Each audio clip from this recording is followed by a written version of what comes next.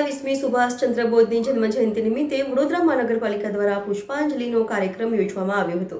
આજરોજ વડોદરા મહાનગરપાલિકાના સુભાષચંદ્ર બોઝની જન્મજયંતિ નિમિત્તે વડોદરા મહાનગરપાલિકાના કમિશનર અને ડેપ્યુટી કમિશનરની હાજરી જોવા મળી ન હતી।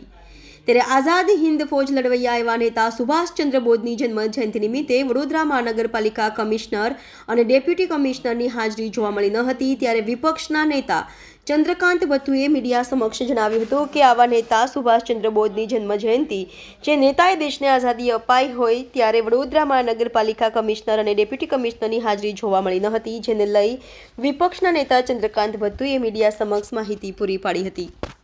આ દેશની આઝાદી આ મહાન સપૂતોના લીધે મળી હોય। 1857થી લડાઈ ઝાંસી કી રાણીથી શરૂ થઈ, અનેક વીરો આવ્યા જતા રહ્યા, ફાંસીને તખ્તે ચડી ગયા, બધું થયું દેશમાં।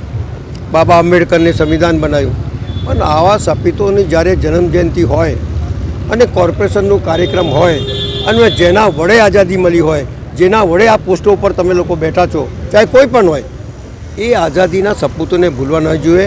પોસ્ટો આજે છે ને કાલે નથી, પણ આવા સપૂતોની પુષ્પાંજલિની વખતે આટલી મોટી પોસ્ટો ઉપર રહેલા કમિશનર હોય, ડેપ્યુટી કમિશનર હોય, આ હોય, એમાંથી કોઈએ તો હાજર રહેવું જોઈએ એવું મારું સ્પષ્ટ માનવું છે।